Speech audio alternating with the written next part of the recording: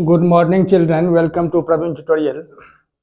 Maths class 10 का जो NCERT चल रहा था हाइट्स एंड डिस्टेंस, उसी का एक तो अगला क्वेश्चन है क्वेश्चन नंबर 11, जो इम्पोर्टेंट भी है, थोड़ा क्वेश्चन से लेंदी भी है,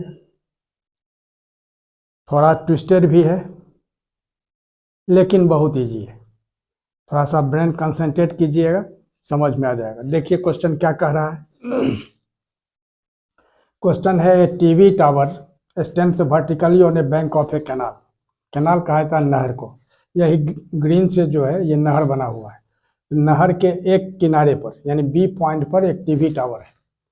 वही कह रहा है from A point on the other bank directly opposite the tower, मतलब टावर के ठीक अपोजिट सी पॉइंट पर, मतलब ये जो नहर है कैनाल है इस बी पॉइंट के ठीक अपोजिट दूसरे किनारे पर सी पर एंगल ऑफ एलिवेशन उसका दिखाई पड़ता है, किसका, टावर के टॉप का 60 डिग्री, और यहाँ से 20 मीटर पीछे हटता है।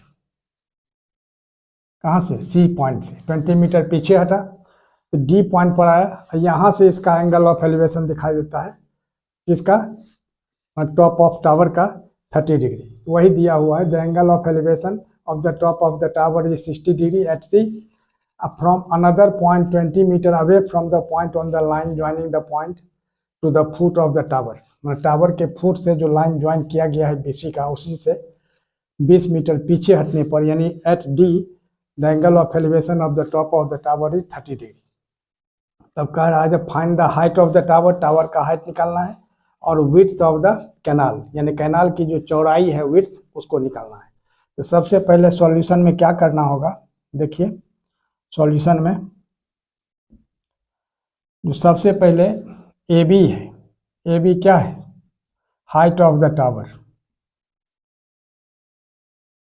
और इसको क्या करना है, जो एच मीटर सपोज कर लेना है, सपोज या से कुछ भी लिख सकते हैं, ठीक है। और बी सी क्या है, width of the canal, width of the canal, इसको क्या x मीटर सपोज कर लेना है। अब देखिए तो यह हो गया h मीटर और यह हो गया x मीटर। अब इस छोटा ट्रायंगल में लेना है, in right triangle A B C क्या होगा, tan 60 degree is equal to कितना, h/x, यानी h क्यों हुआ, क्योंकि 60 डिग्री का अपोजिट ये परपेंडिकुलर हो गया, ये बेस हो गया, तो P और B में रिलेशन किसका होता है, tan का होता है।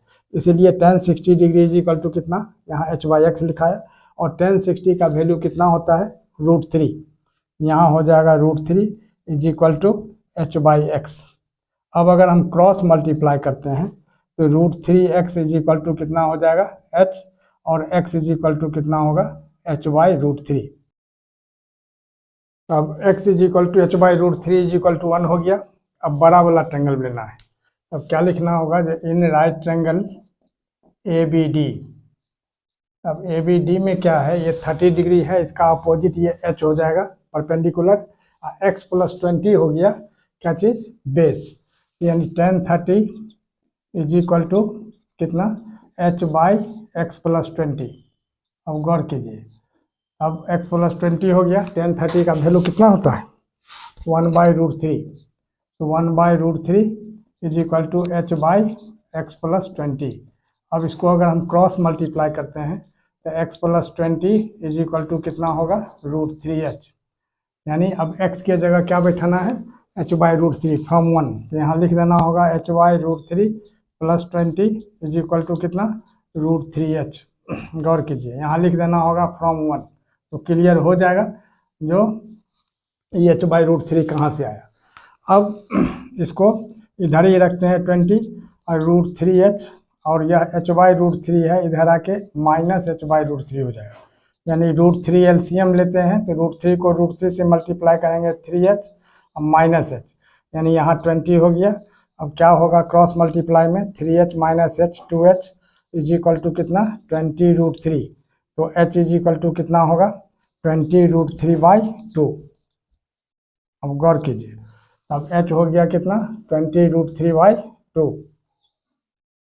यहाँ आइए, अब यहाँ क्या होगा, जो h इज इक्वल टू 20√3/2, यानी 2 से कट जाएगा, 2 10 जा 20, यानी 10√3।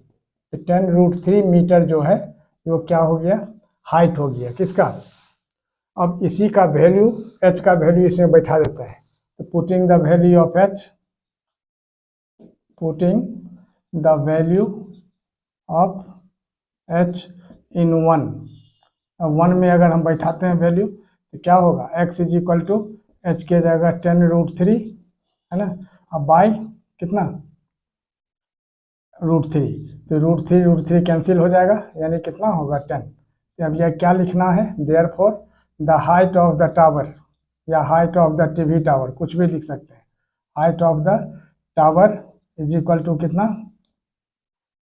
निकला 10√3 मीटर,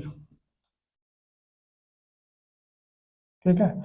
और and width of the canal, width of the canal is equal to कितना x, यानी कितना 10 मीटर।